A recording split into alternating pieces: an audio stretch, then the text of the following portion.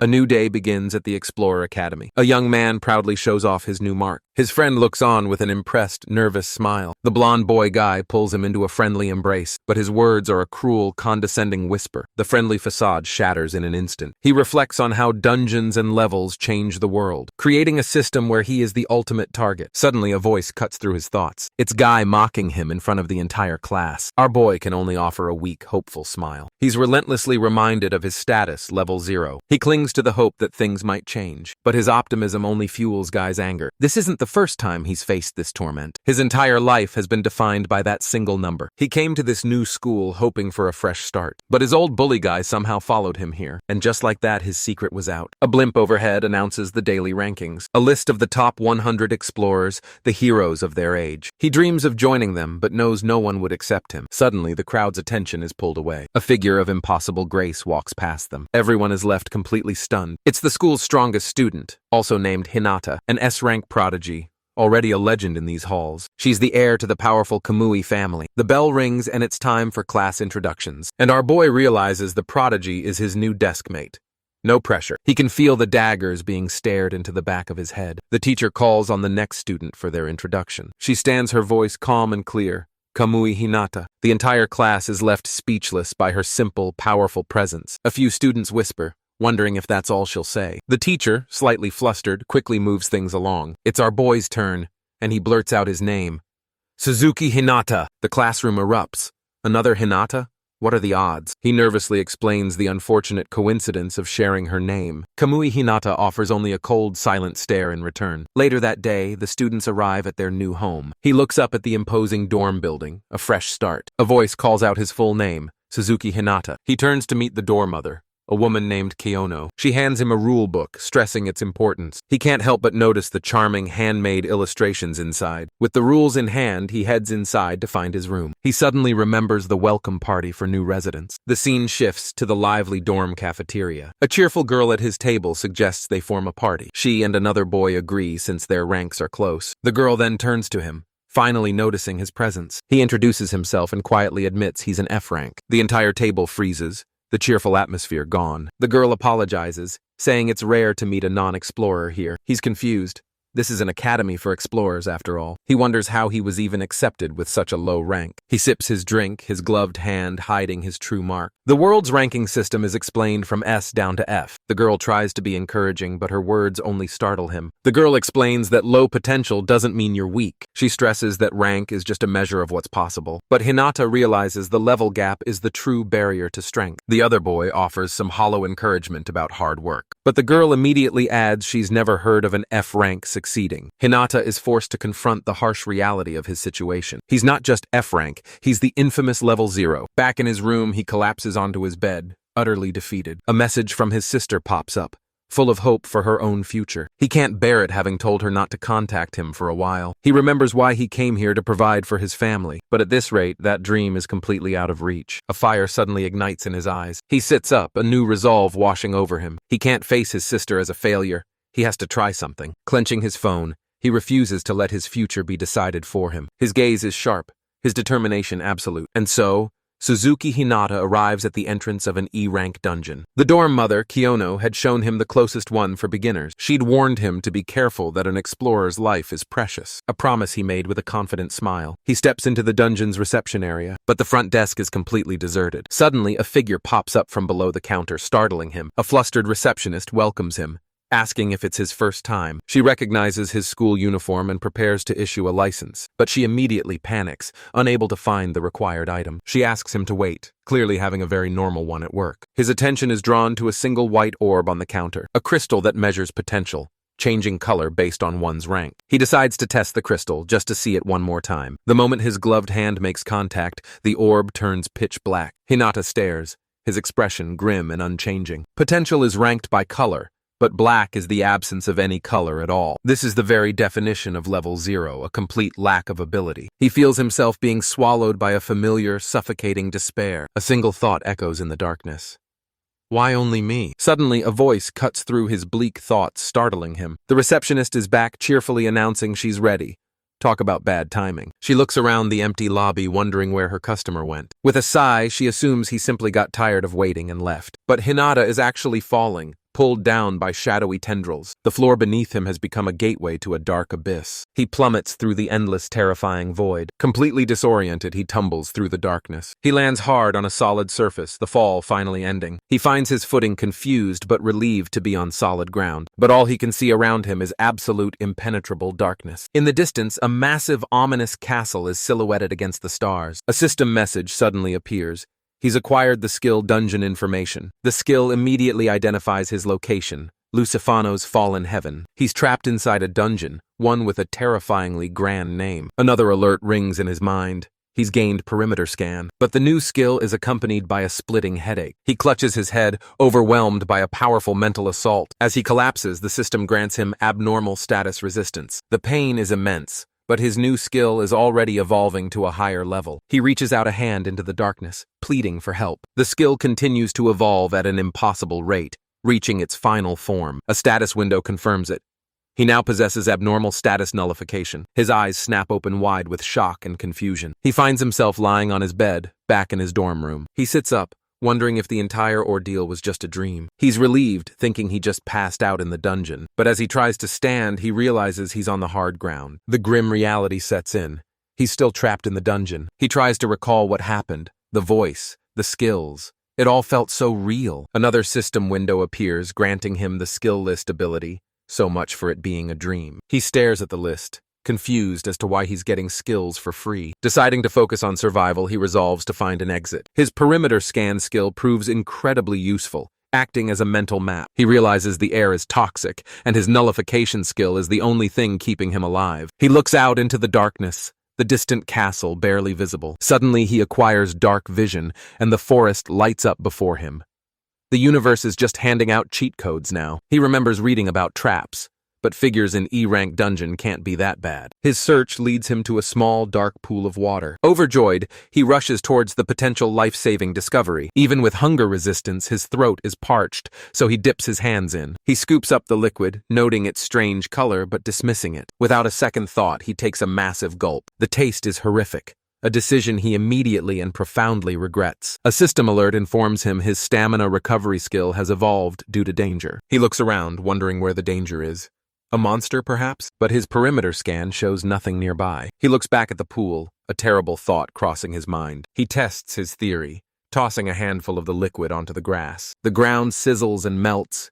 He just drank a pool of potent poison. He realizes his nullification skill saved him again, vowing to be more careful. He stands alone, surrounded by the imposing silent trees. Ahead of him lies a massive cliff face, his next daunting obstacle. He's been wandering for what feels like an eternity, the exit nowhere in sight. It dawns on him that he never got his license. He's technically trespassing. Suddenly, a jolt of pure terror runs down his spine. He feels an overwhelming pressure, a suffocating presence in the air. His instincts scream that something is very, very close. He braces himself, expecting the dungeon's first monster, but what he sees is far beyond his worst nightmares. A colossal beast emerges, its maw filled with countless teeth. So much for the E-rank welcome basket. He can't believe his eyes. This is no ordinary dungeon creature. The monster lets out a low, guttural growl that shakes the very ground. He was expecting a goblin or a slime, not a walking apocalypse. He wonders if this is the floor boss or something far more irregular. His only hope is to stay perfectly still and pray it moves on. But a single careless step shatters the silence. The beast's reptilian eye snaps directly towards the sound. Hinata freezes a silent uh-oh written all over his face. With a terrifying roar, the monster lunges forward to attack. He turns and runs, pure adrenaline coursing through his veins. The ground trembles with every step of the pursuing behemoth. He screams that he gets it.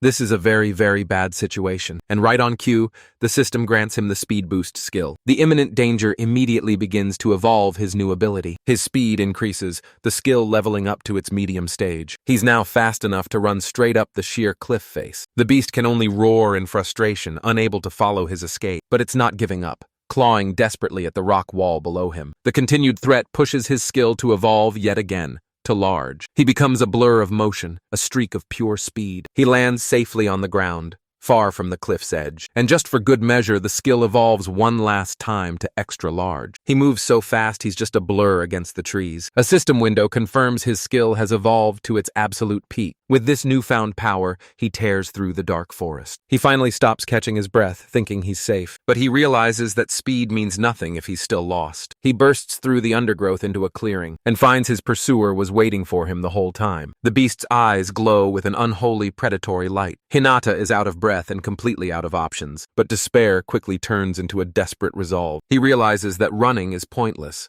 Fighting might be the only way. Gritting his teeth, he decides to bet everything on this one chance. With a defiant roar, he charges straight at the monster, aiming for the one place no sane person would ever go. A decision he immediately realizes was a terrible, terrible mistake. The beast leaps into the air, ready to crush him completely. It slams into the ground with devastating force, but Hinata uses his speed to slide right under the attack. He barely escapes. Clutching a fresh wound on his arm, he twists through the air, dodging another deadly swipe. He lands hard, the relentless chase taking its toll. His stamina is completely drained. He can't run much longer, but the system provides, granting him a stamina boost skill. The monster lets out another earth-shaking roar, but it hesitates and Hinata wonders why it stopped its attack. He looks down, realizing he's standing on the edge of something. It's the same pool of deadly poison from before. A dangerous, brilliant idea begins to form in his mind. He plunges his hands directly into the toxic liquid. Holding the poison, he prepares to turn the tables on the beast. Hinata stands his ground facing the colossal beast. His hands are now coated in the deadly liquid. A wild, desperate grin spreads across his face. The monster seems to recoil, sensing the danger. With a defiant yell, he hurls the poison forward. The toxic liquid splashes across the beast's hide. He lands, realizing his gamble paid off.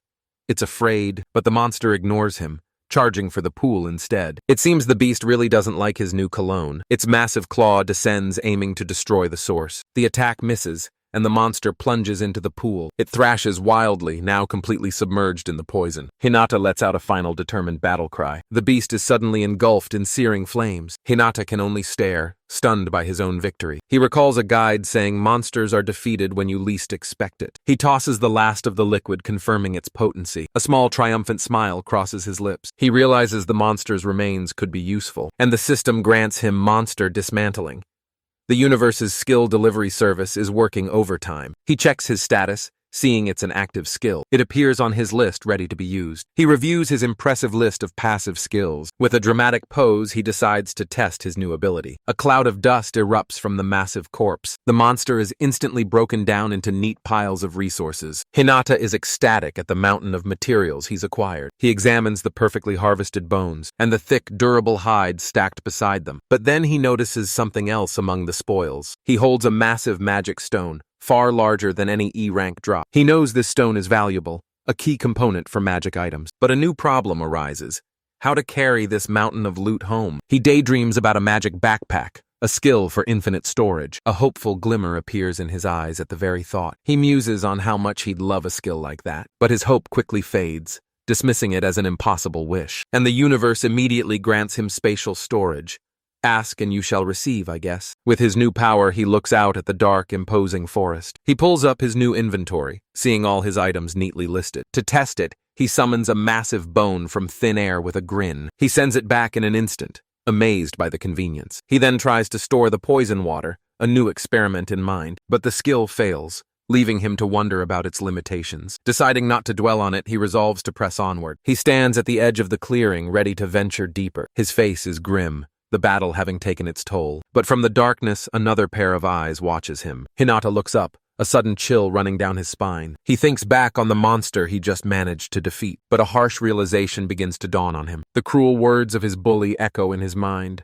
Zero is still zero. Despite his victory, a familiar despair washes over him. A system message confirms his worst fear. His level is still 0. He continues on, spotting what looks like a small rabbit monster. But as he steps forward, his foot catches on something unseen. He cries out in pain, realizing he's made another mistake. A pack of small, spiky creatures suddenly appears before him. The system announces he's acquired trap detection and nullification.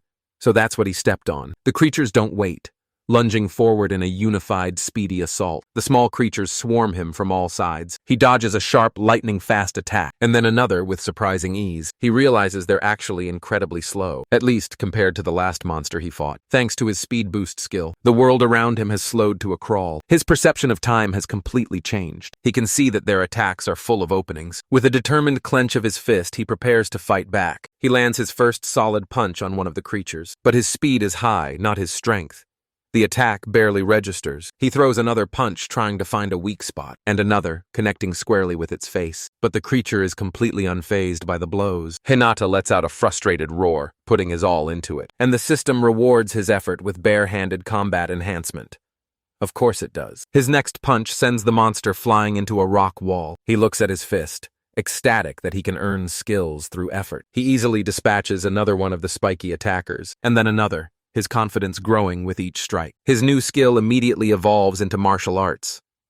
This kid's learning curve is a vertical line. A much larger version of the creature leaps down to attack, but his body moves on its own, unlocking emergency evasion. The system also throws in fear and pressure resistance for good measure. His level may not be rising, but he's grateful for the new skills. He knows if he struggles here, he'll be useless in a real party, and he refuses to let that future come to pass. He resolves to gain as many skills as he possibly can. He roars, ready to make every second of this ordeal count. He sends the last of the creatures flying off the cliffside. The battle is over, leaving only the silent starry sky. He checks his inventory, now full of bones, hides, and magic stones. He examines one of the stones, realizing it's far bigger than normal. For now, he'll focus on one thing: getting this treasure home. He stands alone in the vast, desolate landscape of the dungeon. His eyes are once again drawn to the ominous castle in the distance. With his loot secured, Hinata continues his search for a way out. Suddenly, he spots a glimmer of light in the distance. Hope surges through him as he sprints towards the dungeon's exit. This was his first dungeon,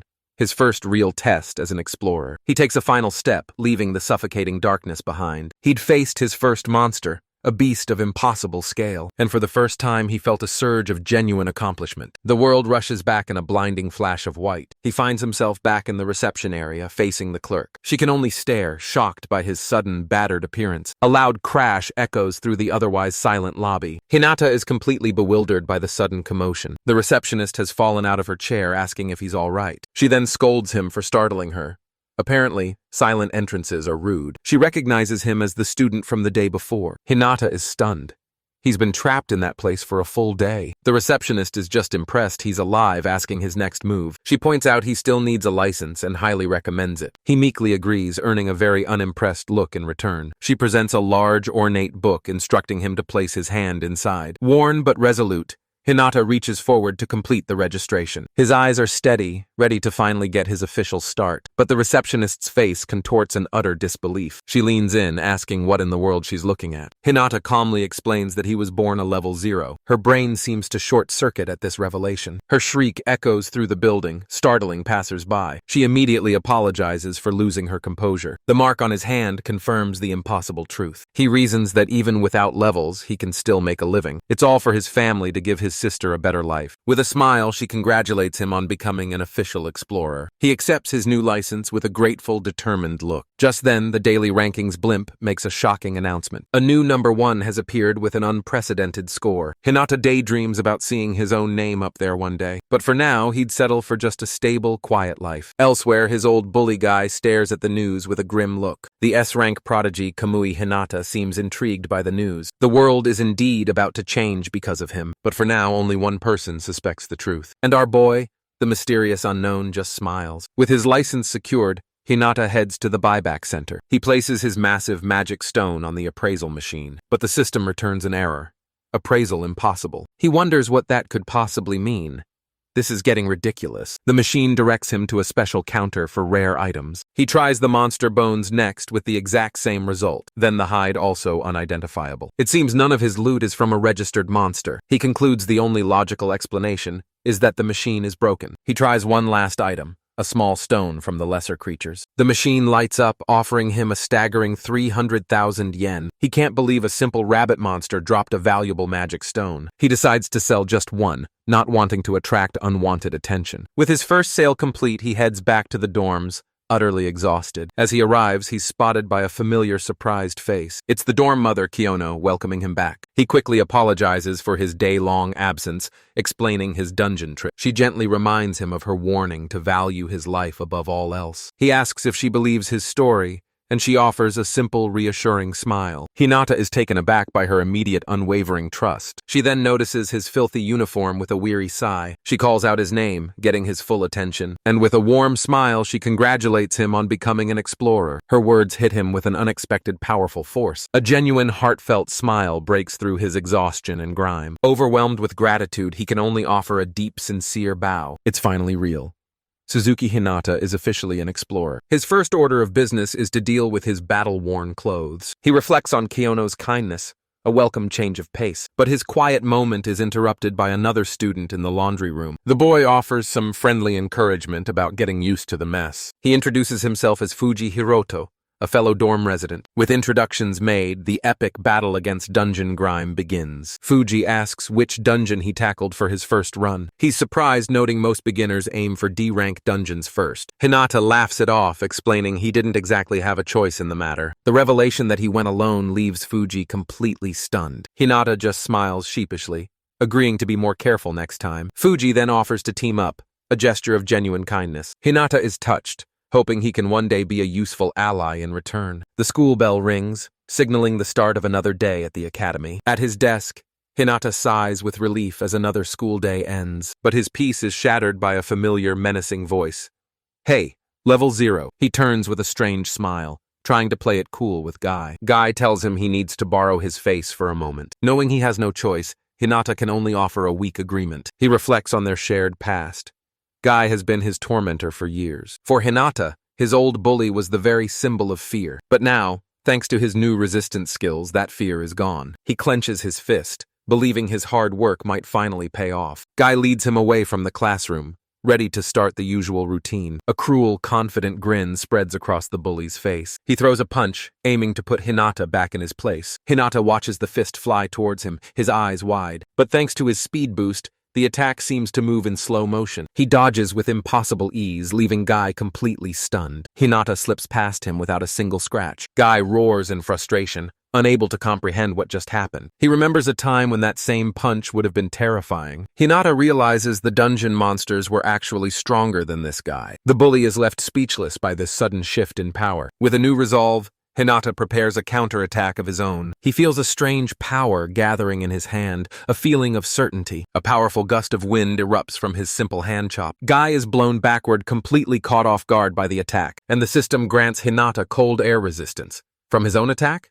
Sure, why not? Suddenly a voice commands them to stop. It's Kamui Hinata, the S-rank Prodigy, and she does not look pleased. Guy tries to stand his ground, telling her to mind her own business, but her cold, simple command silences him instantly. He freezes, sweating under the weight of her immense pressure. Guy retreats, vowing that Hinata will pay for this humiliation. Hinata is left stunned, realizing this is the true power of an S-rank. He turns to thank his unexpected savior for the intervention. But Kamui Hinata only offers a cold, piercing glare in return. He panics, wondering if he somehow offended her. A memory of his sister's advice on complicated girls echoes in his mind. He tries to break the tension with a nervous, hopeful smile, and is immediately met with a full-blown ice attack.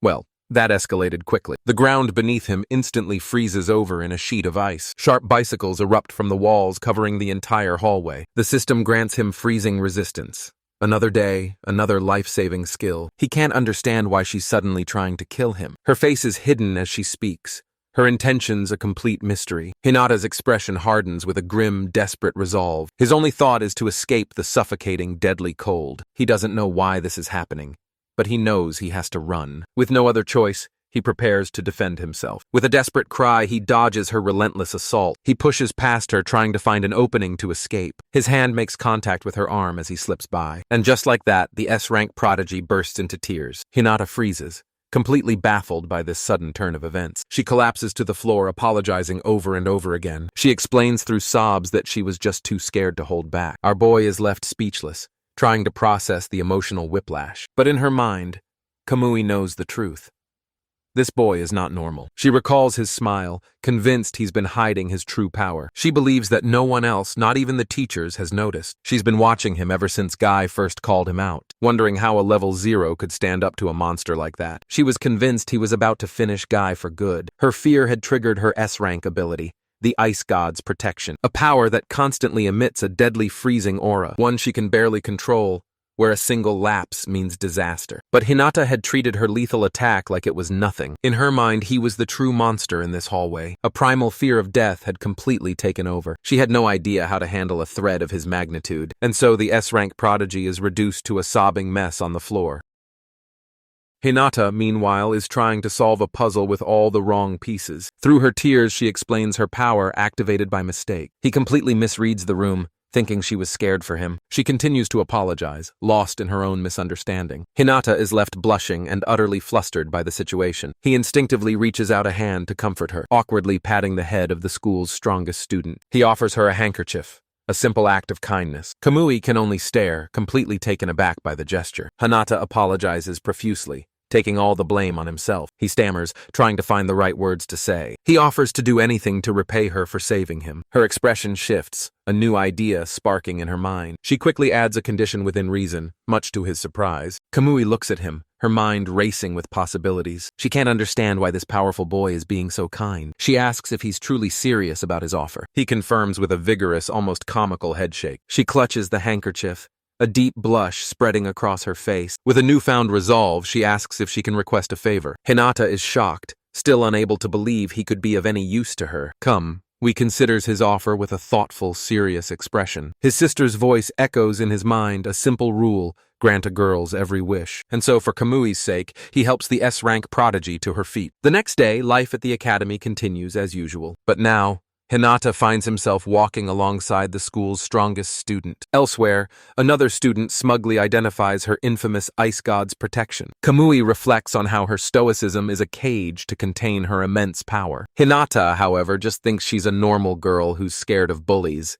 Bless his heart, he's trying. He suddenly stops a wave of social anxiety hitting him all at once. He awkwardly announces he's heading to the dorms and makes a hasty retreat. Kamui offers a small, knowing smile, simply telling him she'll see him later. Her gentle response leaves Hinata completely stunned, but his sister's voice returns to scold him for leaving a girl alone. He looks back, realizing he's probably broken some sacred social contract. Later, he's still agonizing over it, completely lost on what he should have done. He laments that he has zero experience talking to girls other than his sister. Suddenly, a cheerful voice calls his name, startling him from his thoughts. A red-haired student asks if they can sit with him, catching him mid-bite. Hinata can only offer a flustered, nervous agreement. He's then left speechless by the mountain of food his new companion ordered. As they happily dig in, Hinata wonders where it's all going to fit. The student just continues to eat, cheeks puffed out like a chipmunk. Fuji joins them, thinking the red-haired student is like a small, cute animal. The student immediately calls him out,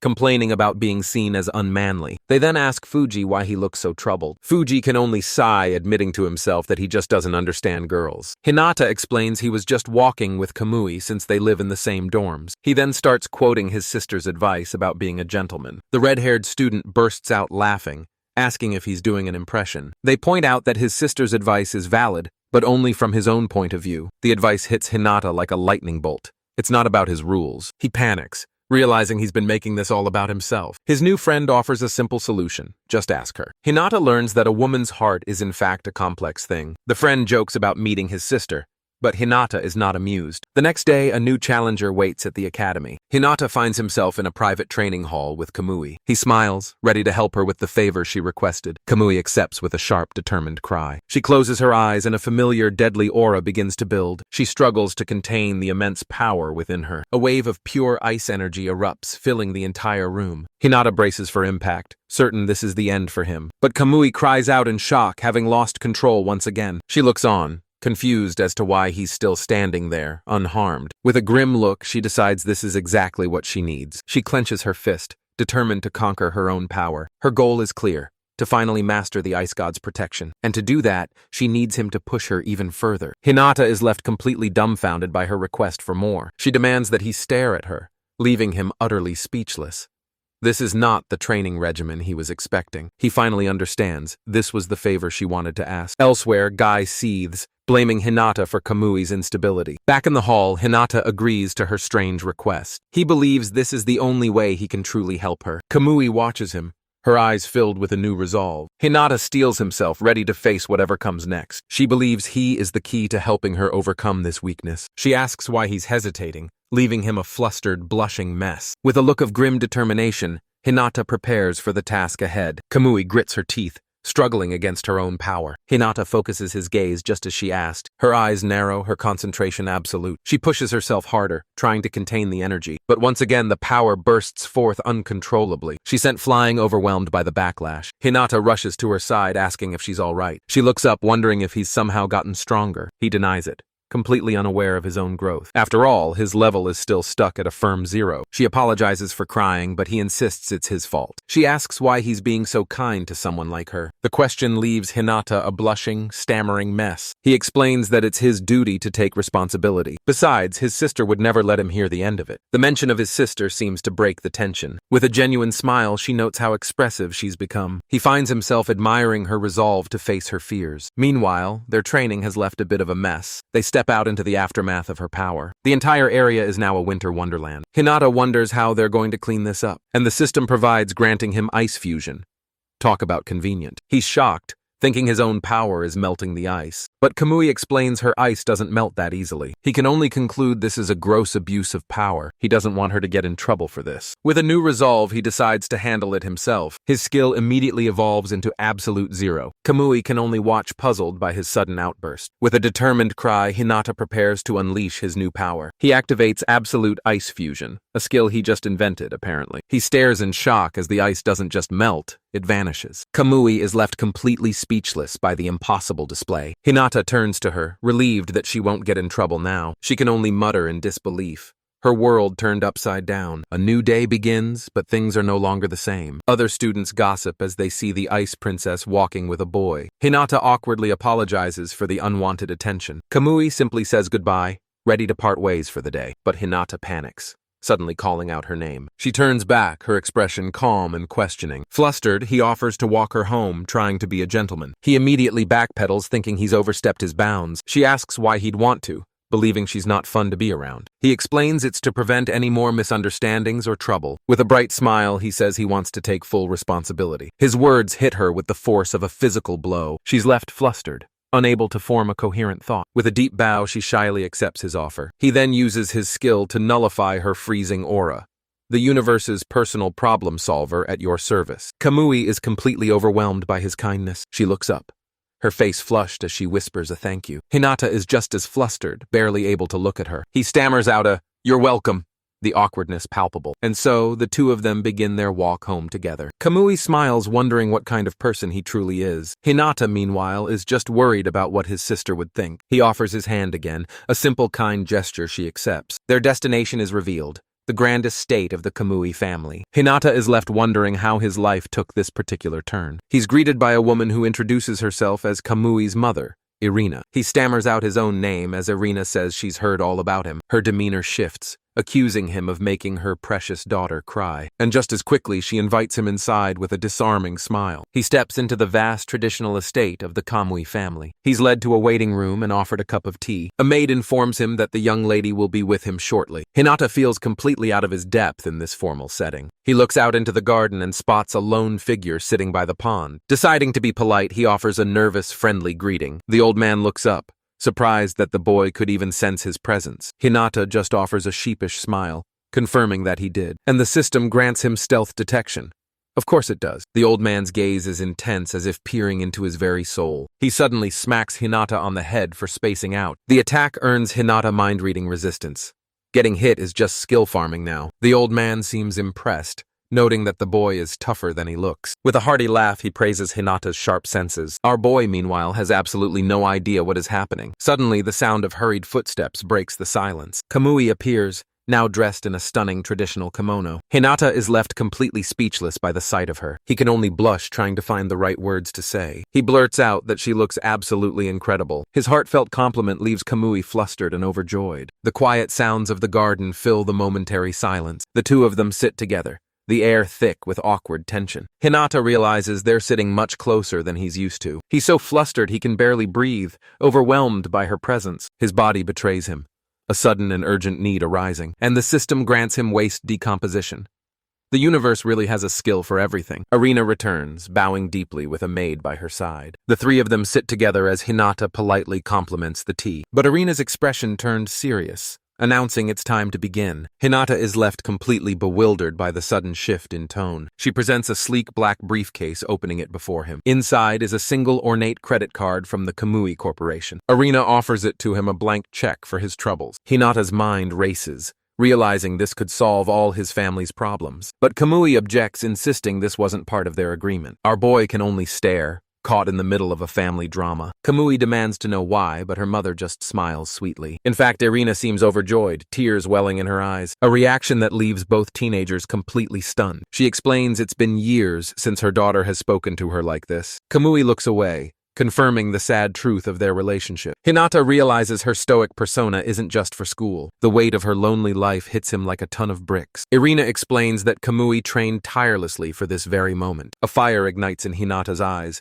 a new resolve taking hold. He admits to himself that he doesn't know her at all. Irina and the maid bow again, begging him to stay by her daughter's side. Hinata is completely overwhelmed by the sudden heavy request. Kamui can only look down, unable to meet his gaze. Her mother explains that he is the only one who can nullify her power. Hinata listens, the full weight of the situation finally sinking in. He looks up, his expression, now one of grim determination. Irina believes his presence is the key to her daughter's happiness, but Hinata interrupts, declaring he's not doing this for the money. He declares he'll do anything to support her hard work. And with that, he firmly rejects the family's money. He's doing this for her, a decision made of his own free will. Irina is left completely speechless by his noble declaration. She asks if this means he'll continue to be her daughter's friend. Hinata sheepishly agrees, as long as Kamui is okay with it. Irina immediately puts her daughter on the spot for an answer, but Kamui is too flustered to even form a sentence. This is all moving a bit fast for the ice princess. Overwhelmed, she bolts from the room, knocking over the table. Hinata immediately gives chase, calling out her name. The shattered teacup is a perfect metaphor for the room's tension. He panics, fearing her power will freeze the entire estate, and the system grants him absolute ice seal.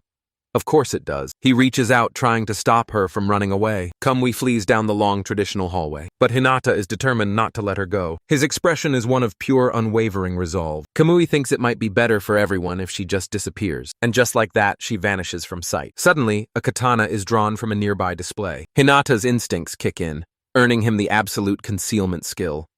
This kid's skill tree is getting ridiculous. Kamui stops, sensing that she's not alone after all. She stands ready with the blade, prepared for a fight, but her resolve crumbles and she collapses to the floor. The S-rank Prodigy is once again a blushing, flustered mess. Hinata reveals himself, calling out her name gently. She jumps, completely startled by his sudden appearance. He immediately panics, apologizing for having worried her. We can only stare, her mind completely blank. He stands over her, waiting for her to speak. With tears in her eyes, she asks why he's doing all this for her. Hinata offers a gentle, reassuring smile. He explains that he feels responsible for making her cry. He admits that seeing her train so hard is inspiring. He once again offers her the handkerchief. He wanted to be useful to someone as amazing as her. His words leave her completely stunned. A single tear rolls down her cheek. She confesses that she's just so happy. For the first time, she reaches out and touches his hand. With a radiant smile, she offers a heartfelt thank you. Hinata can only blush, completely flustered by the moment. The two of them share a quiet, understanding silence, but they're being watched by the old man from the garden, who suddenly appears between them, scaring them half to death.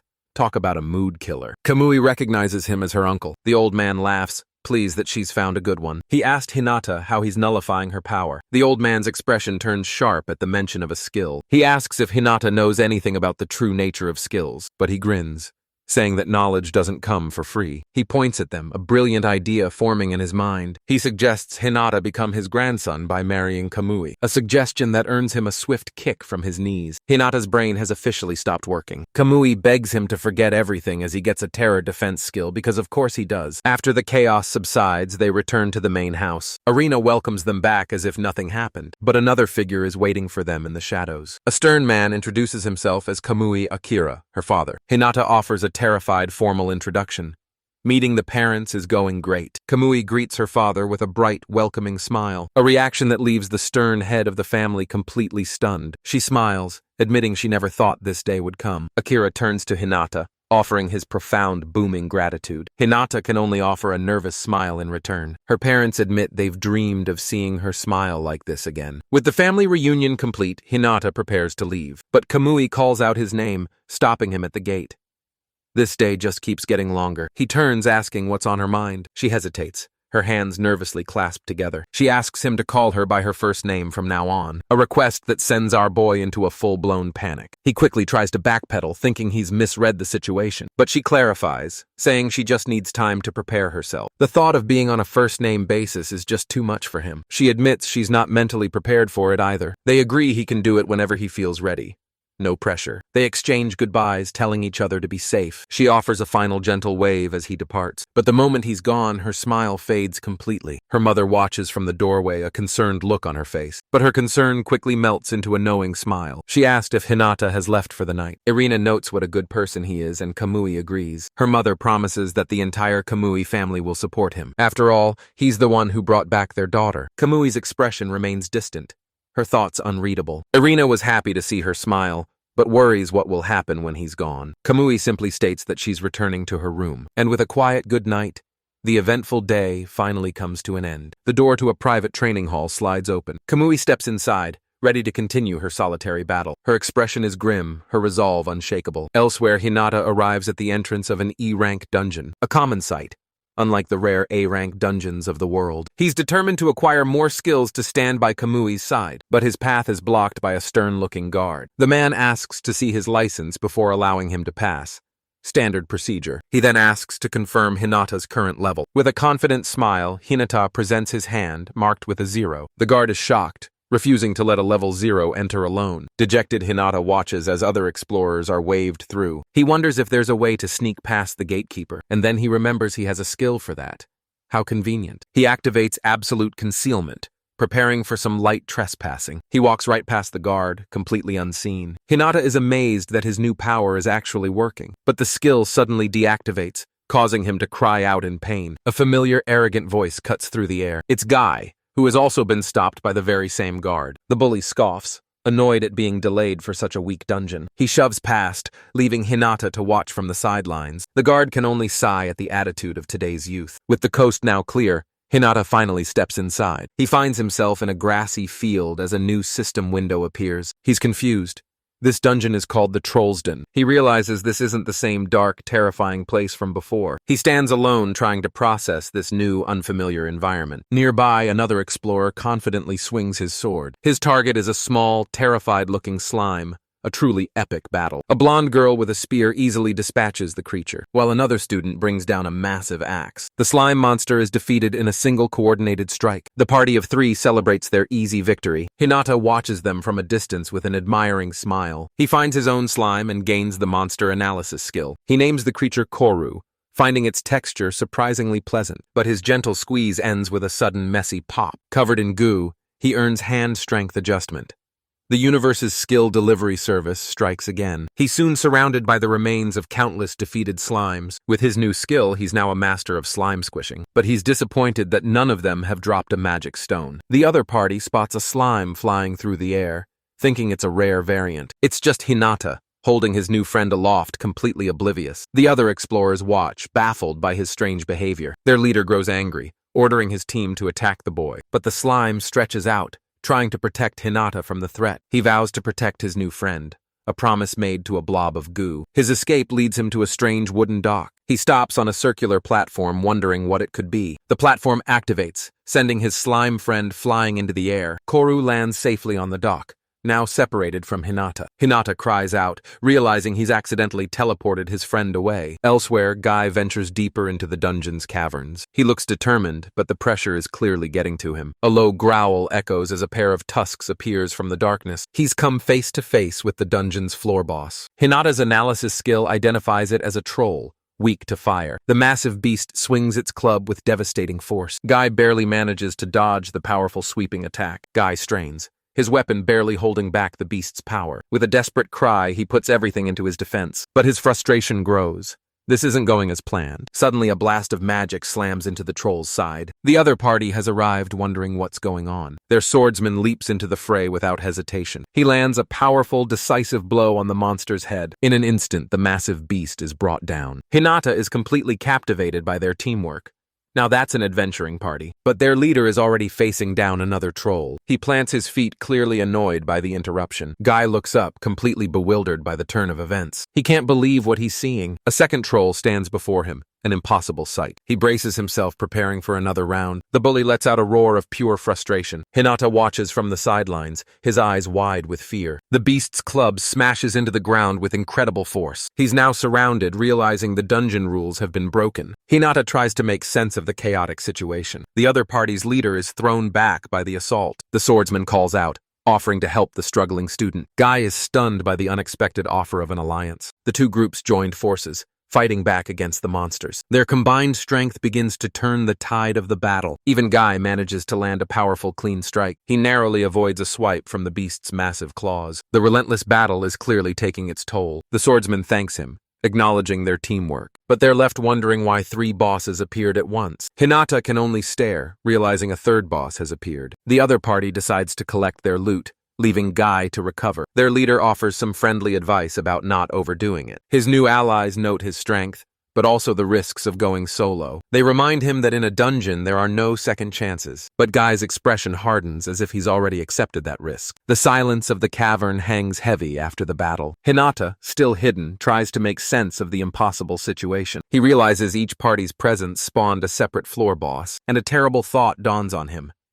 He's the cause of the 3rd troll. He steps out of the shadows, facing the monster he summoned. With a new resolve, he decides it's his turn to step up. The beast hasn't noticed him yet, giving him the perfect opening. His plan is simple. Use his concealment skill for hit-and-run attacks. His martial arts skill allows him to see the monster's weak points. He remembers seeing the beast aim for the back of the neck. With his target identified, he prepares to make his move. He unleashes a powerful kick, aiming for the monster's head. The blow lands squarely, a direct hit on the troll's face. His concealment shatters and the 60-second cooldown begins. The troll turns, confused as Hinata readies for its counterattack. But his attack left barely a scratch on the monster's thick hide. He realizes in horror that his attack had almost no effect. He's left with a choice: wait for his skill or risk a direct fight. He remembers his defense boost skill, betting it can take at least 1 hit. With no other option, he decides to bet everything on his own durability. Suddenly, a cheerful voice cuts through the tension from behind him. Hinata whips around, completely startled by the sudden appearance. A girl with twin pigtails offers him a wide, unnerving smile. But their little chat is about to be interrupted by a giant club. She offers a cheerful introduction, completely ignoring the giant monster. Hinata can only stammer back, wondering how she got here. He tries to warn her,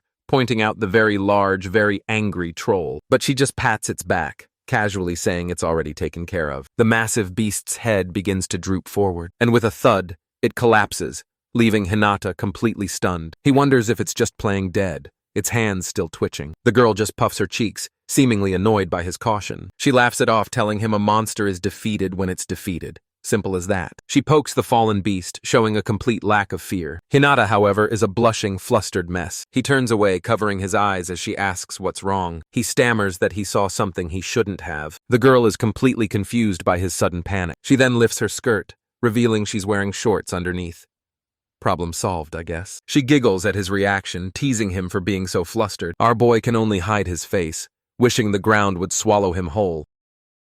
She offers a smug little smile, clearly enjoying his discomfort, but their little moment is about to be interrupted. The troll rises behind her, very much not defeated. She puts her hands on her hips, ready for round 2. Hinata can only watch, his expression filled with concern. From her back, she draws 2 large cylindrical weapons. She tells him what he's about to see as a secret. With a wink, she asks him to keep it between them. She calmly walks towards the massive, angry beast. Hinata is left speechless by her sheer confidence. Her eyes are sharp, her expression one of absolute focus. She plants her feet ready to unleash her true power, and with incredible speed she lunges forward to attack. Hinata can only stare, stunned by her incredible speed. The troll swings its massive club, aiming to crush her, but she dodges with a graceful spinning kick. Her eyes are sharp, her focus absolute even while upside down. She closes the distance in an instant, moving in for the attack. The beast can't even track her lightning-fast movements. She becomes a blur of motion, a whirlwind of strikes. Her weapons slam into the ground, unleashing a powerful shockwave. Hinata realizes she's using a powerful magic weapon. She unleashes a relentless flurry of devastating blows. A final powerful strike sends the monster flying backward. The troll is left reeling,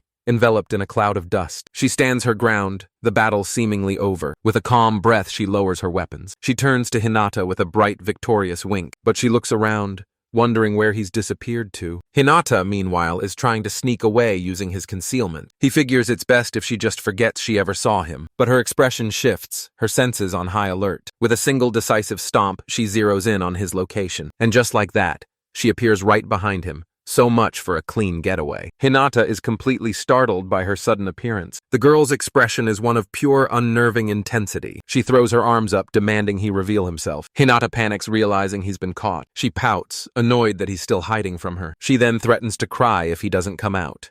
A classic strategy. Hinata immediately breaks, not wanting to make another girl cry. She continues her act, begging him to deactivate his skill. With a sigh, Hinata finally reveals himself, much to her surprise. Hinata can only stand there, completely exhausted from the ordeal. The girl is amazed, saying she couldn't sense his presence at all. She smiles, explaining that she has a special ability of her own. Our boy is left blushing, completely out of his social element. She leans in close, studying him with an intense curiosity. She correctly guesses that he doesn't talk to people very often. Her next guess about him not having friends hits him like a critical strike. She laughs at his flustered reaction, asking if she's made him angry. She teases him for being so serious, a comment he can't quite process. Her tone shifts, asking why he was hiding in the first place. She wonders if his ability is a secret he can't afford to let out. Hinata is on edge, trying to figure out what she really wants from him. With a bright smile, she offers him a deal. Form a temporary party. The sudden request leaves Hinata completely and utterly stunned. He can't understand why this powerful girl would want to team up with him. He reluctantly agrees,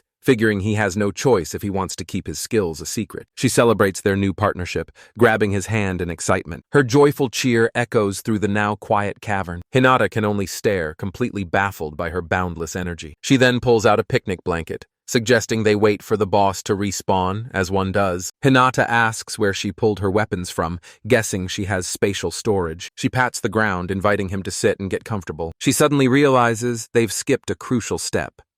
Introductions. She introduces herself as Cheyenne, and he gives his name in return. They learn they're both first years, but in different classes. Cheyenne is disappointed, but Hinata points out they've only just met. The conversation turns to Kamui, the S-rank prodigy in his class.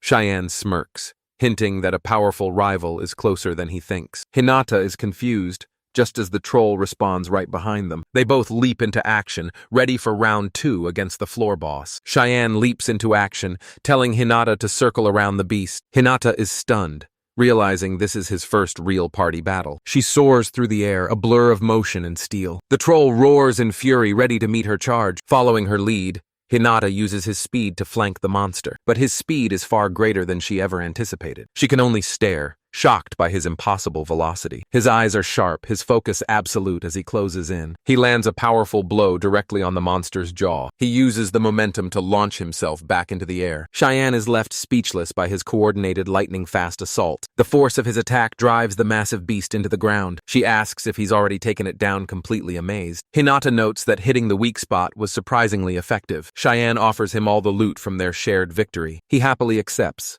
ready to use his dismantling skill. She watches him with a curious, knowing smile. She suggests they keep farming, much to Hinata's surprise. And so begins their surprisingly efficient monster-slaying spree. Before long, Hinata has amassed a small mountain of materials. With their work done, Cheyenne decides it's time to leave. But she turns to find that Hinata has vanished once again. She offers him her hand, catching him completely off guard. She explains it's to make sure he doesn't try to run away. She even threatens to cry in front of his class if he leaves.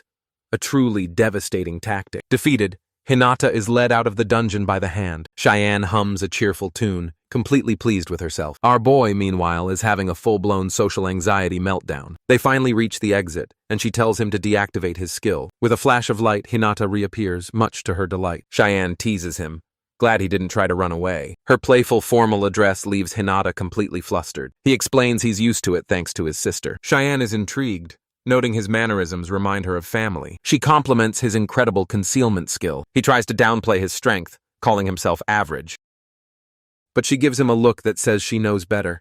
This girl is way too perceptive. She asks his plans, and he mentions another dungeon for tomorrow. Cheyenne immediately invites herself along for the next trip. She gets close, reminding him they're a party now. She runs off, setting a time and place for their next meeting. But the moment she's alone, her cheerful facade drops completely. Hinata sighs, realizing this one-time team-up just became a regular thing. Back at the dorms, the day's adventure has taken its toll. He collapses onto the floor, utterly drained of all energy. Fuji finds him teasing him about his ongoing trouble with girls. Hinata deflects, asking about Fuji's own dungeon trip. His friend proudly announces he tackled a D-rank dungeon. Hinata is impressed, but Fuji admits he was just support for a stronger party. Still, Hinata knows that keeping up with them requires real skill. He's fired up, determined not to be a burden to his future allies. Fuji then asks if he knows about the two types of explorers. He explains the world is divided into two groups: conservatives and strategists. The conservatives stick to cleared floors, a much safer path, while the strategists push into the unknown,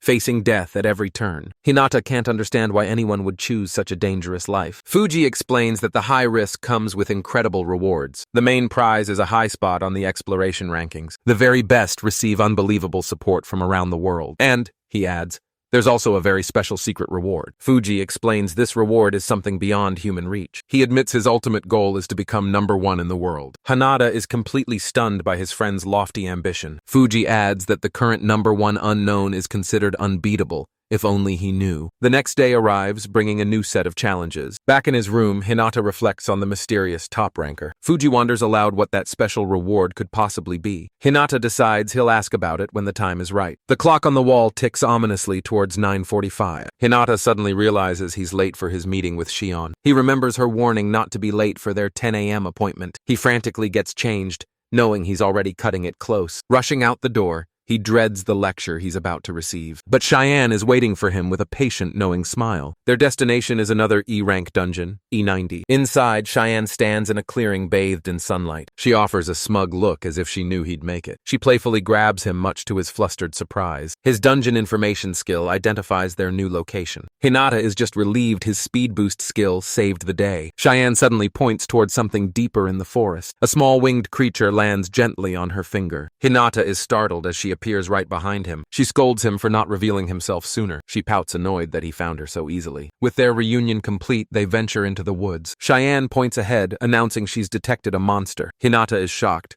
wondering if she has a scan skill too. A small but ferocious-looking creature appears before them. His analysis skill identifies it, noting its weakness and rare drop. Cheyenne suggests they fight just like they did yesterday. The small creature lets out a surprisingly ferocious roar. It leaps through the trees with incredible speed. The monster lands, ready to pounce on its prey. But Cheyenne just smiles, ready for the challenge. She brings her weapon down in a powerful, decisive strike. Hinata cries out, noticing this monster is a different color. A much larger version of the creature appears right behind him. So much for a warm-up. Hinata throws a punch aiming for the beast's massive jaw. Its mouth opens wide, revealing rows of sharp teeth. The monster is sent flying backward from the force of his blow. Hinata is left completely stunned by his own strength. Cheyenne looks on with a bright, impressed smile. She offers him all the loot from their victory, and he gratefully accepts. He can't believe he took it down so easily, but she's not surprised at all. Their monster-slaying spree continues through the forest. Hinata clenches his fist, feeling his power grow with each fight. The local monster population is having a very, very bad day. He looks at another defeated creature,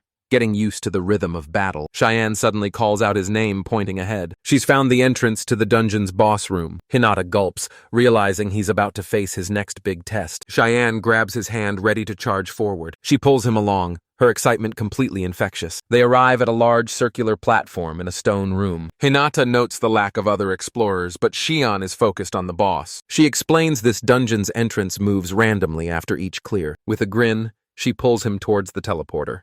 Personal space is clearly not her strong suit. A beam of light erupts from the platform as it activates. They both stare, a look of pure shock on their faces. They're transported to a frozen cavern, home to a menacing wolf. His analysis skill identifies the boss.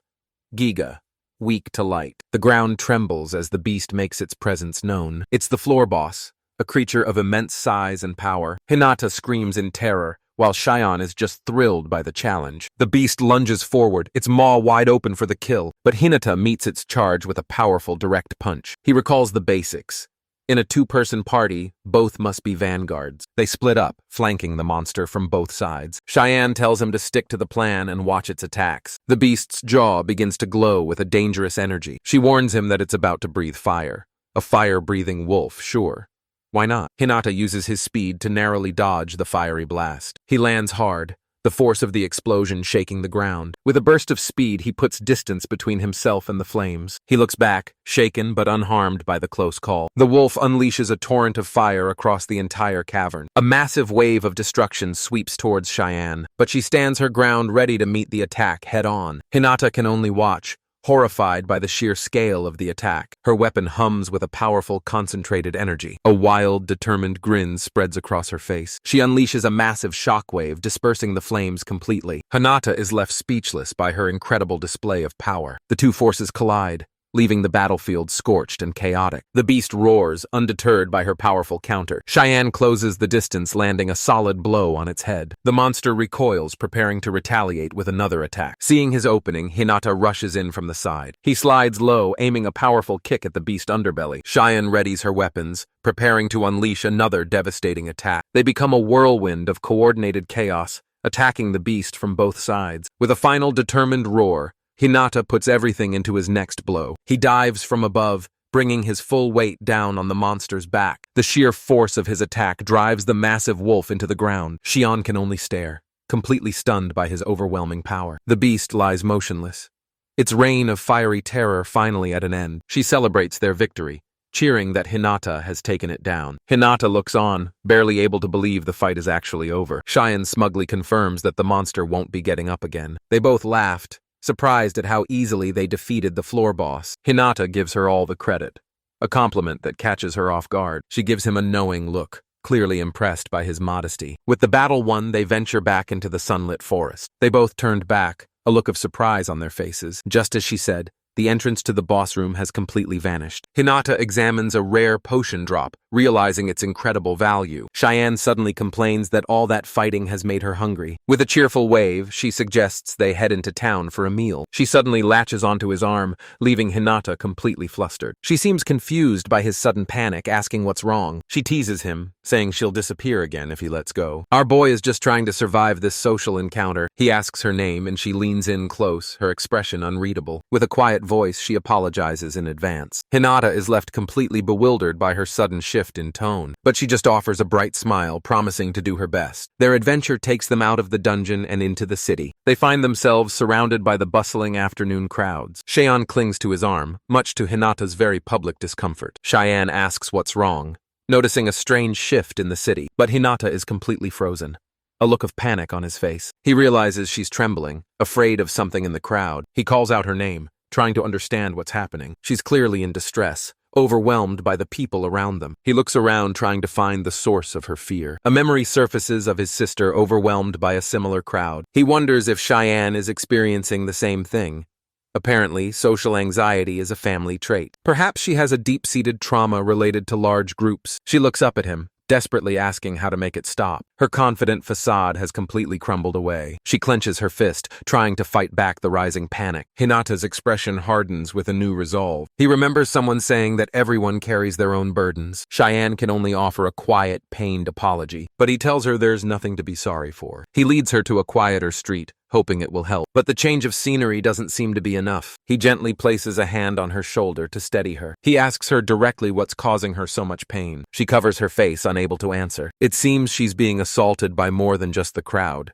Her ears must be getting an unsolicited podcast. Her eyes widen in shock as she points to her ear. The noise of the city is overwhelming her senses. She's completely lost in the sensory overload. The sounds are causing her a splitting headache. She clings to him, trying to find an anchor in the chaos. Her grip is tight, a desperate plea for help. She collapses, the sounds of the city echoing in her mind. She looks up at him, her expression one of utter despair. Without a second thought, he covers her ears with his hands. Cheyenne's eyes widen, completely startled by the sudden contact. Hinata can only watch his face, a mask of concern. He holds her steady, trying to block out the overwhelming noise. He asks how she could possibly live like this every day. She sheepishly reveals a pair of high-tech earbuds. Hinata is stunned, asking why she wasn't wearing them. She admits she didn't want to, not while she was with him. He immediately takes the earbuds from her hand. With a gentle touch, he places one of them in her ear. His expression is one of pure, focused determination. The world around her finally begins to quiet down. She offers a quiet, pained apology for all the trouble. But Hinata insists the fault is his for not noticing sooner. They share a look, the immediate crisis finally averted. He realizes these aren't for music, but for absolute silence. He knows his voice can no longer reach her. He clenches his fist, angry that she endured this for his sake. A familiar, determined look crosses his face. He feels a massive, invisible wall standing between them. He wants to do something, anything, to help her, but he feels powerless, wondering what he could possibly do. He remembers Kamui and how he protected her from her own power. Cheyenne looks down, now lost in her silent world. With a desperate plea, he reaches out a hand. He roars internally a silent cry for strength. He begs the universe to lend him its power, and the system provides, granting him telepathy. The universe's customer service is truly top-notch.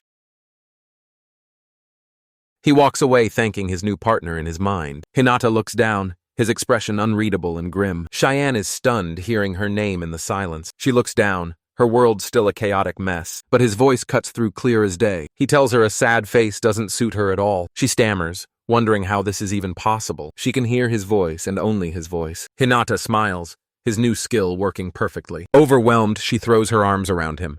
This kid is collecting hugs like they're trading cards. Hinata is caught completely off guard by the embrace. Cheyenne breaks down, letting out all her fear and pain. He offers a gentle, reassuring smile in return. He realizes her earbuds were a shield that became a prison. He holds her, knowing she's been facing this all alone. This might not be a perfect solution, but for now it's enough. She looks up, calling his name through her tears. She offers a very messy but very sincere thank you. He's just relieved to see her back to her usual self. Elsewhere, a stern military official discusses a mysterious seller. His superior explains they've had no luck making contact. The timing of this discovery couldn't be worse. He opens a case revealing the massive magic stone Hinata sold. His subordinate protests, but the man waves off his concerns. He smugly declares that Japan is the safest place in the world. After all, it's home to two of the world's top explorers. The question remains, what to do with the infinite magic stone? The Kamui and Kagura families have already made offers to buy it. The official is stunned, wondering who leaked the intel. Two new figures appear from the shadows. They casually admit to being the source of the leak.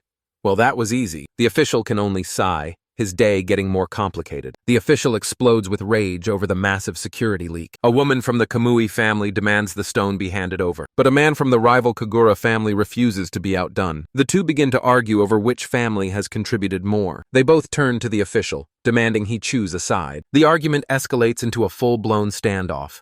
Family gatherings must be fun with these two. The woman Akari glares with an unyielding determination. The man, Tuma, reveals his sister Cheyenne suffers from a painful condition. Akari counters, explaining her own sister, Kamui, lives in isolation. They both believe this mysterious magic stone is their only hope. Tuma looks at her, realizing the depth of her conviction. Akari's gaze is sharp, confirming she will not back down. Both are willing to sacrifice everything for their younger sisters. Tuma declares he won't let this one chance slip away. The tension in the room finally snaps. They roar at each other, ready to settle this with force. But the official intervenes, forbidding them from fighting. Akari warns that a battle between them would be disastrous for Japan. The official threatens to destroy the stone if they disobey.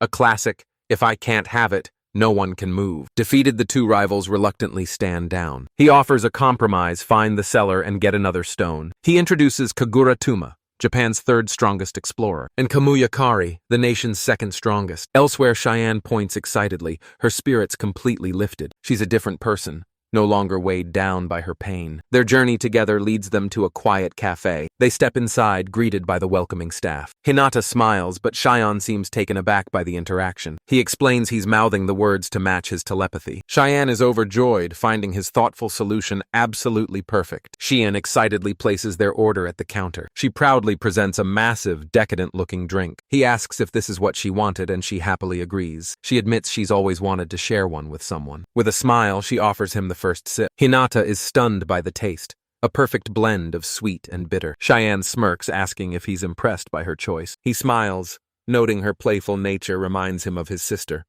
A bold comparison, my friend. But her cheerful expression immediately sours. She gets in his face, demanding he not compare her to anyone, and just as quickly she returns to her drink with a smug look. Hinata can only offer a nervous laugh, completely lost. With her drink finished, she sets her sights on their next stop. She grabs his arm, startling him from his thoughts. With a grin, she declares their time is limited and drags him away, and so begins their whirlwind tour of the city. Their adventure takes them from arcades to crane games. They share a meal, laughing together in the afternoon sun. She even helps him pick out some new clothes. Cheyenne shows off a new pair of earrings, her joy infectious. Hinata follows along, carrying their spoils with a happy, dazed look. As the sun begins to set, their day seems to be winding down, but she leads him to a massive estate announcing their home. Hinata is speechless.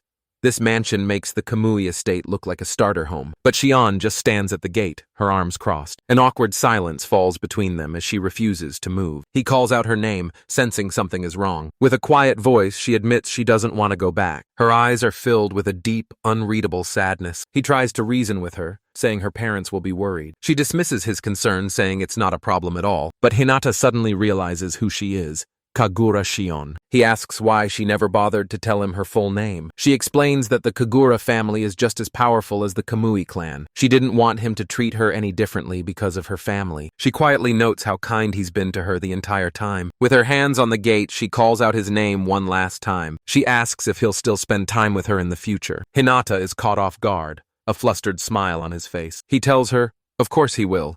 And she looks down, relieved. With a grin, he reminds her that they're a party now, after all. Her face lights up with a genuine, radiant smile. The next day, Hinata arrives back at the academy, but the school is crawling with stern-looking military guards. He can't help but notice the increased security presence. He wonders what could possibly be going on to warrant this. One of the guards seems to notice him from a distance. Hinata immediately panics, his heart pounding in his chest. He spots a sign asking for the owner of a very familiar magic stone. He realizes it's the same stone he sold for 300,000 yen.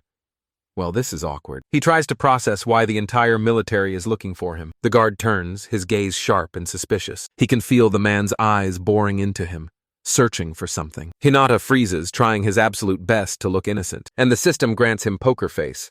The universe really has a skill for every occasion. He schools his features into a mask of perfect, unreadable calm. The guards turn away, completely fooled by his sudden composure. With the immediate danger averted, he heads to a buyback center. He decides to quickly sell off the rest of his materials, and is left speechless by the mountain of cash he's just earned. He reviews the price list, noting the vast difference in value. But a sudden realization leaves him completely stunned. The magic stones from these monsters are worth almost nothing. He wonders why they're so cheap compared to his first big sale. He pulls out a stone from the wolf boss, fearing the worst. The machine appraises it for a staggering 150 million yen. Hinata's brain officially short-circuits at the impossible number. His silent scream of shock turns heads across the entire building. He panics, thinking the machine must be broken yet again. Our boy is just trying to understand what is even happening anymore. He remembers the military's notice, and the pieces finally click into place. His expression hardens with a grim, dawning horror. Terrified, he decides to sell his other loot and get out immediately. He cashes out,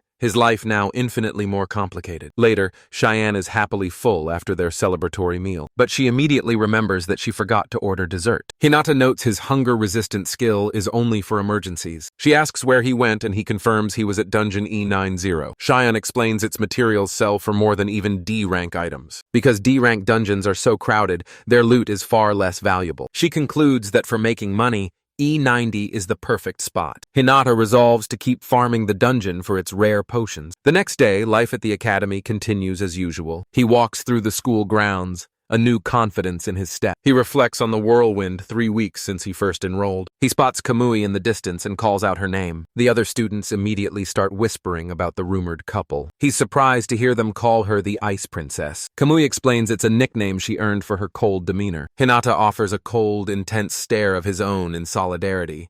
He's helping. But their arrival doesn't go unnoticed by the other students. Hinata's expression is calm. His focus is solely on her. He takes a step forward, ready for the day. With a cheerful wave, he offers her a simple good morning. Kamui is stunned, calling out his name in surprise. He activates his skill, nullifying her aura before she even enters the school. She can't help but wonder if his power has grown even stronger. He denies it, completely oblivious to the crowd's growing suspicion. The gossip mill starts turning, wondering why the Ice Princess is with a level 0. Hinata can feel their stares, the weight of his reputation returning. They head to their classroom, the tension following them. Inside, Guy and his cronies are waiting with matching angry glares. Hinata realizes he might need to start staggering his arrival time. The pressure of the entire class is starting to get to him, but it's Guy's silent, intense stare that's the most unnerving. The bully's eyes are filled with a cold, simmering rage. Hinata can only offer a weak, nervous smile in return. Later that day, he tries to find some peace on the school rooftop, but his quiet moment of reflection is about to be interrupted. A familiar, angry voice calls out his name from behind. He sighs,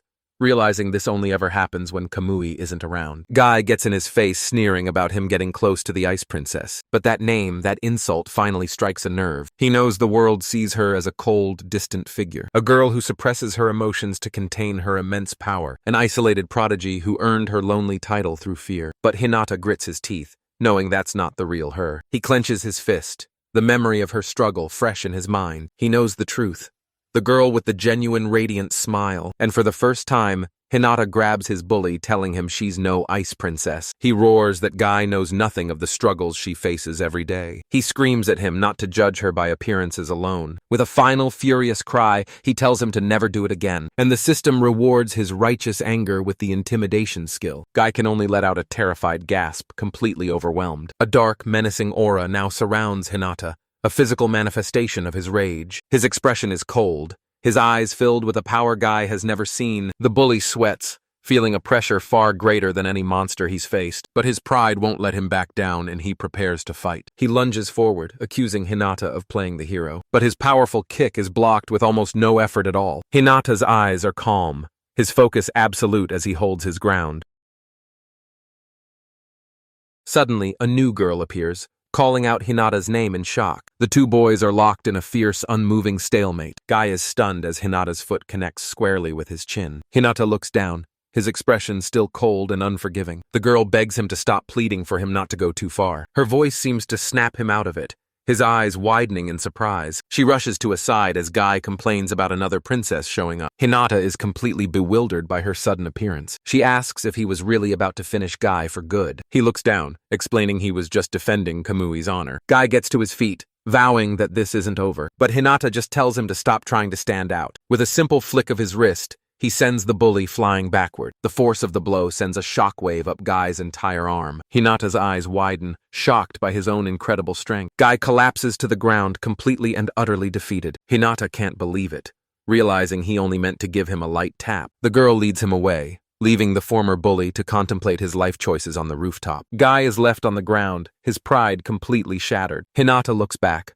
still processing what just happened. The girl stands with him, the rooftop confrontation finally over. She asks if he was truly about to go that far. Hinata can only offer a flustered, panicked expression in return. Her eyes are filled with a genuine, heartfelt concern. She explains she knows he's not a bad person, but she was worried. The grim possibility of what could have happened finally hits him. He's left completely horrified by the thought. Guy retreats, his back turned, a silent admission of defeat. But Hinata knows he did it to defend Kamui's honor. He insists he never intended to take things that far. The girl grabs his arm, getting his full attention. He can only stammer, completely lost in the moment. Our boy is clearly not built for this level of social interaction. Suddenly another voice calls his name. It's Kamui. He now finds himself in a training hall, caught between the two girls. The girl from the rooftop finally introduces herself, Kagura Cheyenne, and Kamui offers her own name in return. They shake hands, but the tension is thick enough to cut with a knife. Hinata has absolutely no idea what's going on. He wonders how he ended up in the middle of this standoff. Cheyenne suggests they deal with Kamui's freezing aura first, and then they both turn to him, demanding his help. Our boy can only offer a terrified, nervous smile. The three of them sit on the floor,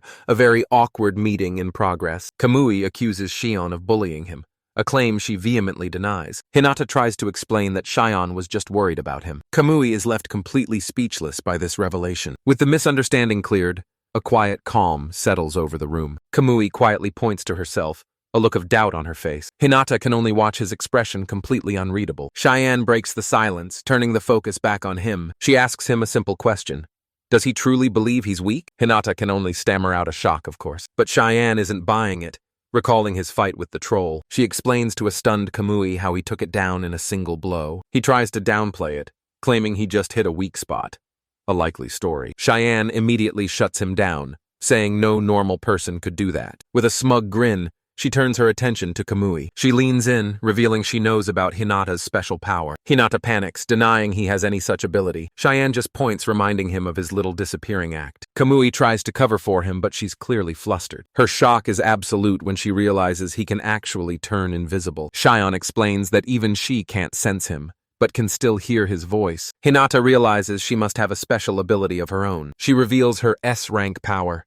She can hear everything around her. It's why she needs the earbuds and why she's called the Bug Princess. The insult suddenly clicks for Hinata, remembering Guy's cruel words. Kamui looks on, a new understanding dawning in her eyes, but Hinata's expression hardens into pure, unadulterated rage. Cheyenne explains the world has branded them both with cruel nicknames. He realizes people judge them without knowing a single thing. He defends them both, listing their true kind qualities. Cheyenne is surprised by his passionate defense. He clenches his fist, vowing not to forgive their tormentors. He sits between them, a silent protector against the world. Cheyenne teases him, asking why he's getting so worked up. But she laughs, admitting it's not so bad if he's the one defending them. Kamui offers a gentle, knowing smile in agreement. Cheyenne's smile is just as genuine, full of relief. Hinata, however, is completely stunned by their reactions, but his shock quickly fades into a quiet resolve. He clenches his fists, a heavy weight on his shoulders. He begins to explain his situation, his voice strained. He tells them he has no hidden S-rank power. In fact, it's the complete opposite. He was born a level 0 and has been stuck there ever since. The two S-rank prodigies are left utterly speechless. He's been told his entire life that he has no future. He became known as the Eternal Level 0, a title he's desperate to overcome. He explains how hard he's worked, training and studying relentlessly. He came to this academy hoping for a fresh start, but his old bully followed him and nothing changed at all. No matter where he goes, that single number follows him. A familiar anger boils up, a rage directed at the world. He can't help but wonder why he's the only one. Why was he the only one cursed with this fate? Suddenly, Cheyenne's hand covers his, calling out his name. He looks up, completely startled by the sudden contact. Kamui tells him she's glad he came to this school. Because of him, she's been able to reconnect with her family. She gives him all the credit for her newfound strength. Cheyenne watches him, her gaze sharp and understanding. Our boy can only offer a strained, awkward expression in return. He's not great with compliments. They both smile, admitting they just wanted to be acknowledged. He realizes he's found a new reason to exist, a reason beyond just providing for his family. The weight of their acceptance grounds him in a way he's never felt. Kamui thanks him for showing her the warmth of another person. Cheyenne thanks him for being the one to finally reach her. And now Hinata sits between two S-rank prodigies. He realizes his own struggles were nothing compared to theirs. With a bright, blushing smile, he thanks them for their kindness. He feels a gratitude that words can't possibly express, but Cheyenne suddenly holds up a hand telling him to stop. She declares that any more self-pity is officially forbidden. Kamui then chimes in, saying she has a complaint of her own. This is starting to feel like an intervention. She doesn't like being called by her family name anymore. She asks why he won't call her by her first name, like he does with Cheyenne. The request sends Hinata's brain into a full-blown system crash. His heart pounds at the thought of calling her Hinata. The girls laugh, teasing that they can hear his heart racing. Cheyenne then bestows upon him a new nickname, Hina-chan. She suggests it's the perfect way to avoid any confusion. Kamui is overjoyed, completely agreeing with the idea. Cheyenne leans in, teasing him with a smug, knowing look. Our boy can only blush, completely overwhelmed by the attention. This is his final boss.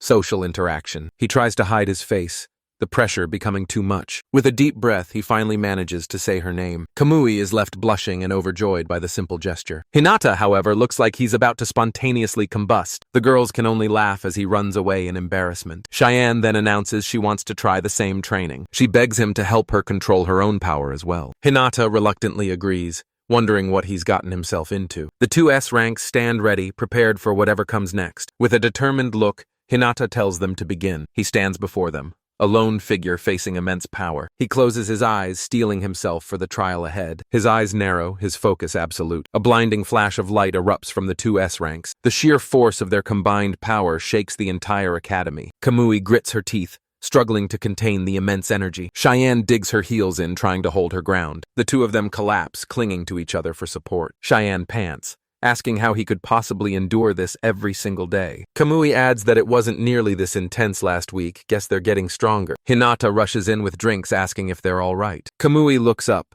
blushing as she notes how much stronger he's become. Cheyenne warns him to never use that power on anyone else. He's confused, realizing his intimidation skill must have activated on its own. With the girls completely drained, he tells them to be more careful next time. The day ends another quiet afternoon at the academy. Later, he checks in on them, making sure they've recovered. Cheyenne complains that the whole ordeal was completely traumatic, a bit dramatic, but will allow it. But Kamui stands apart, a thoughtful look on her face. She explains that she has a favor to ask of him. Hinata is surprised, asking what she could possibly need. Their destination is revealed, the Grand Kamui estate.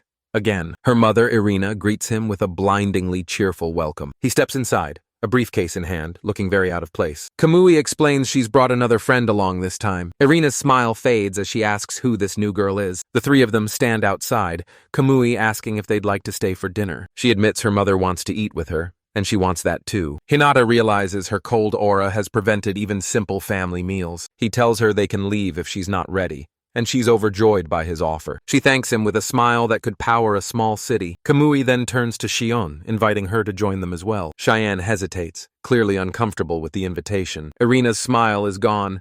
Surprised to see a Kagura in her home, Cheyenne nervously clutches her chest, feeling the family tension. Hinata recalls the bitter rivalry between the two great families, but Irina's mood shifts, offering a sudden cheerful welcome. The three teenagers are left stunned by her complete 180. The sharp sound of a bamboo fountain cuts through the silence. Inside, Cheyenne notes the stark contrast between their family homes. Hinata looks around, a new question forming in his mind. He finds Kamui's uncle hanging from the ceiling, as one does. The old man drops down, saying he heard a Kagura had arrived. Hinata is stunned, realizing this must be Cheyenne's uncle. The old man just tells him not to worry about a thing. He then notes how much stronger Hinata has become recently. He muses that this growth must be part of that power. Our boy, meanwhile, has absolutely no idea what he's talking about. Irina returns, announcing that dinner is finally ready. The family is surprised to see the old man joining them. Irina invites him to eat with them, an offer he accepts. A massive, elaborate feast is spread out before them. For the first time in a decade,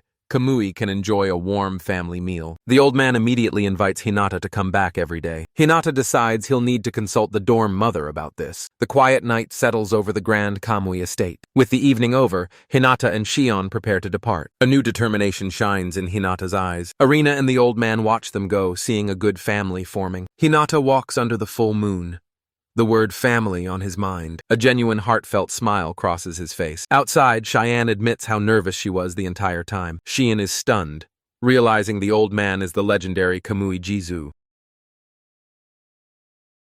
Hinata asks if he's famous, and she confirms he's a living legend. In fact, he's widely considered the strongest person in all of Japan. Hinata realizes you really can't judge a book by its ceiling-hanging cover. With the family visit over, Cheyenne asks about his plans for tomorrow. He tells her he's planning to grind dungeons alone for a while, a decision that earns him a very angry, puffed-out cheek from Cheyenne. She quickly reminds him that they are in fact a party now. She turns away, admitting she's not sure about her own schedule. After all, she can't hear the lessons anyway, so she's just going through the motions. With a sly smile, she admits she'd much rather spend the time with him, a statement that leaves our boy completely and utterly flustered. He stammers out an agreement to team up for the dungeon tomorrow, but he panics, realizing he completely forgot about Kamui. The next day arrives, bringing with it a new opportunity. The academy announces a special curriculum for aspiring explorers. The teacher reminds them that this path is a constant dance with death. Elsewhere, Kamui's sister Akari reflects that it's a choice made freely, and Cheyenne's brother Tuma notes the school is encouraging them. Hinata, however, is just excited for the new program to begin. He turns to Kamui, who seems to sense his gaze. She glances back, her expression calm and unreadable. She quietly asks if he has a moment to talk after class. The rest of the students immediately start whispering about them. Later, they meet on the quiet, empty school rooftop. Cheyenne arrives with a cheerful shout,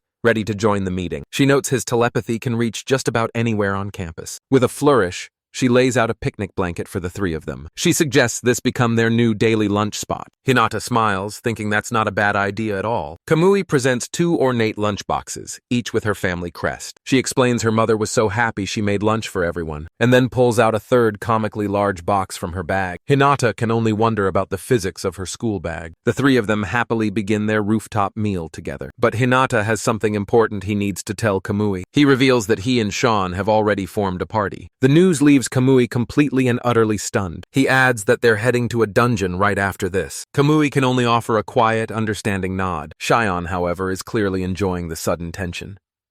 This is fine.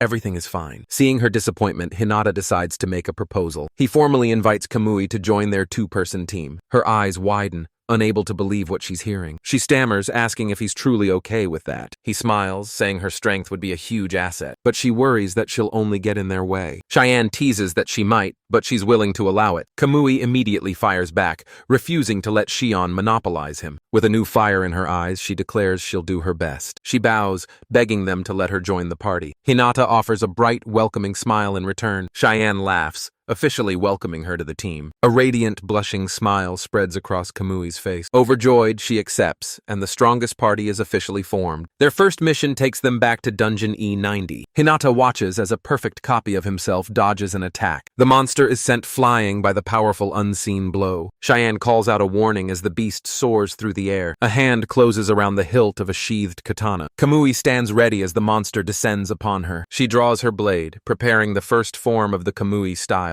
The beast lets out a ferocious, desperate roar. Her eyes are sharp, her focus absolute. With a single azure flash, she sends the creature flying. The attack connects a blur of pure decisive force. The monster slams into a tree, its charge completely broken. Kamui lets out a calm breath. The battle already won. A bit of an overachiever, this one. She finishes it with a final clean strike. Hinata and Cheyenne can only watch completely stunned. Cheyenne is amazed at her strength, even without her S-rank power. Kamui offers a bright, humble smile in return. Hinata just looks on, completely captivated by her skill. But the rustling of the trees signals more are on the way. Cheyenne roars, declaring she won't be outdone by her new rival. Another monster charges forward, a blur of fur and fury. Cheyenne leaps into the air, ready to meet the attack. She brings her weapon down with a determined, focused grin. A flurry of powerful strikes overwhelms the creature. Her weapon extends, a chain shooting out to ensnare her foe. Hinata is shocked, recognizing the unique magic weapon. Cheyenne explains it's a special tool forged from monster materials. The chain wraps around the beast, stopping it in its tracks. With a powerful tug, she slams it into the ground. She warns them that more are coming, and she's not wrong. Hinata is left completely overwhelmed by the chaos.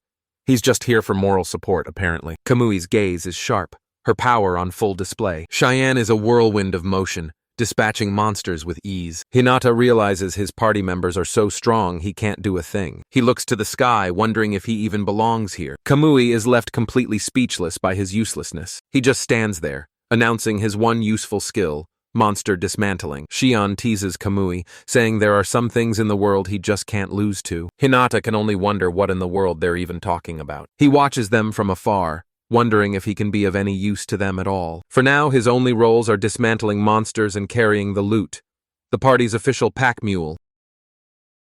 But his experience earns him a new skill, floor exploration. Suddenly, a massive grid-like dome materializes over the entire forest. Hinata stares in shock, realizing he can see the dungeon's entire structure. His new skill reveals the locations of every monster and treasure chest. He excitedly points them out, finally able to contribute to the team. The girls can only stare, completely stunned by his sudden revelation. He leads them to a hidden teleporter, which activates at their approach. They've found it, the entrance to the real boss room. With his new skill, they can even see the hidden paths.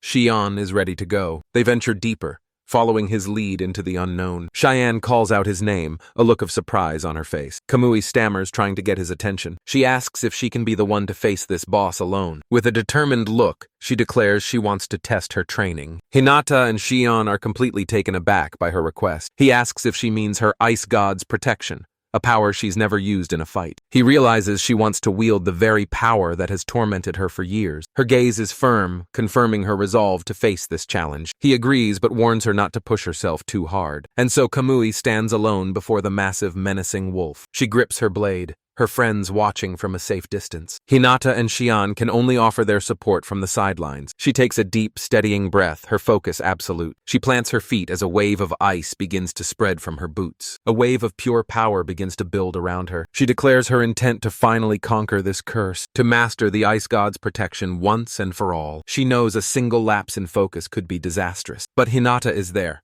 offering his full, unwavering support. He vows to respect her decision no matter the outcome. She knows she's stronger now than she's ever been, and it's all because Hinata was there to help her. With a single step, she unleashes her full power. Hinata can only watch, stunned by her sudden resolve. She charges forward, ready to face the massive beast. For the first time, she can truly face her own power. The wolf unleashes a torrent of searing hot flames, but Kamui stands her ground, meeting the fire with ice. A wall of frost erupts from the ground to meet the attack. She prepares the second form of the Kamui sword style. The beast roars, completely unaware of what's coming. With a single decisive flash, she cuts through the flames. Her attack carves a path of absolute zero through the cavern. The blade connects, freezing the beast on impact. The ice spreads, encasing the monster in a frozen tomb. Her blade is clean, the the battle already decided. The wolf is left completely frozen, a monument to her power. The entire boss room is now a winter wonderland. A very deadly one. Kamui pants, the effort clearly taking its toll. Hinata is left completely speechless by the display. Cheyenne notes the incredible cold radiating from the cavern. She realizes this is the true terrifying power of an S rank. Our boy, meanwhile, is just trying to process what he saw. The battle is over, leaving only a quiet, frozen silence. Hinata steps forward, calling out her name in the frozen silence. His expression is a mix of awe and genuine concern. He reaches out as if trying to pull her back from the brink. She can only whisper his name, her voice barely audible. She asks if he's disgusted by her power, a fear she's long held. The question leaves him completely and utterly stunned. She turns away, unable to face his potential rejection. But his shock quickly turns into a fierce resolve. He remembers his promise to protect her no matter what. A promise he intends to keep, right here and now. Without a word, he pulls her into a sudden, firm embrace. He tells her he could never ever be disgusted by her. His words are all the reassurance she needs. He knows this power could be dangerous to others, and he vows that he will be the one to protect them. A familiar energy begins to gather in his hand.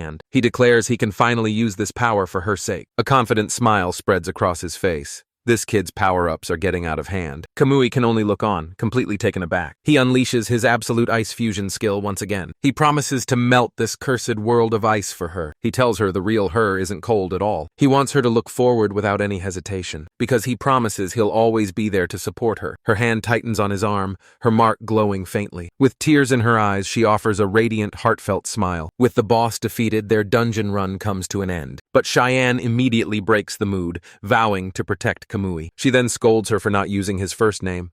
Priorities, I guess. And our boy can only scream, caught in the crossfire once again. Hinata's brain short-circuits, wishing he could erase his own memory. Kamui steps in front of Cheyenne, declaring she'll be the one to protect him. Our boy can only wonder if this is some new advanced form of bullying. Cheyenne grabs him, complaining that she wants to be protected too. She looks up with teary eyes, asking if he's just going to leave her defenseless. He just pokes her on the forehead, telling her to stop messing with him. Cheyenne looks around, wondering how he found the boss room so easily. She asks if he can sense it, but then dismisses it, saying she just found it by sound. A likely story. She explains the potion they found is an incredibly rare and valuable drop. Hinata asks if they don't have the floor exploration skill. The two S ranks can only stare back, completely and utterly speechless. He's left wondering what a skill even is to them. Their quest for answers leads them back to the Kamui estate. The old man, Jesus, smiles, noting that things have gotten interesting. Hinata explains he came here hoping the old man knew something about skills. Jizu agrees to talk, but only for the sake of his cute grandchild. He reveals that long ago there were people who researched the nature of skills, but he quickly adds that's all he's willing to share. Hinata is confused, sure the old man was about to say more. Jizu then brings up marrying Kamui again, much to their shock.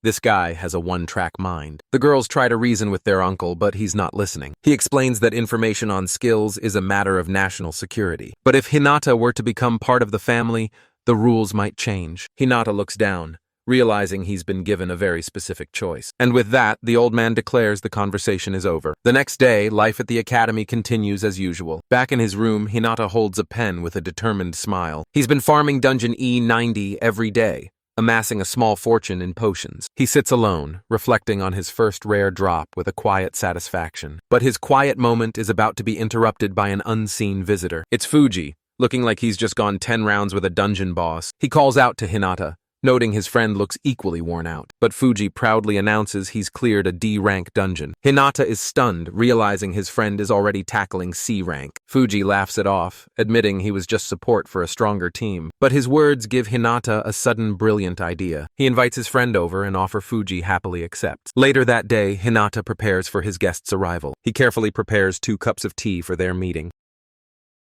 and adds a single drop of his special restorative potion, a secret ingredient to help his friend recover from the battle. A special blend he learned from his mother, minus the magic probably. A sudden knock at the door signals his friend has arrived. He opens the door with a bright, welcoming smile. Fuji enters bringing snacks as a thank you. They sit together, a quiet moment between 2 aspiring explorers. Fuji is amazed as the tea completely washes away his exhaustion. He asks why Hinata is so concerned about his next dungeon run. Hinata just smiles, telling him not to overdo it. The simple act of kindness leaves Fuji completely stunned. A quiet, grateful smile spreads across his face. He takes another sip, offering a quiet, sincere thank you. But now Fuji admits he's the one who's worried about Hinata. The next day arrives a quiet Saturday at the academy. Hinata gets ready, a new plan already in motion. He picks up his phone, a message waiting for him. His expression shifts to one of complete and utter shock. It's a message from his sister, the first in a long time. A familiar, determined smile crosses his face. She notes that 3 weeks have already passed since he left. He remembers his sister's bright, carefree smile, a memory that fuels his quiet, determined expression. He prepares to make a call he's been putting off for weeks. His expression is grim, knowing this won't be easy. With a single press, he initiates the transfer. He knows he can't move forward if she sees his struggle. With his decision made, he prepares to leave his room. He recalls how she just cried when he left for the academy. He knew even then that his wise sister saw right through him. She felt like a burden,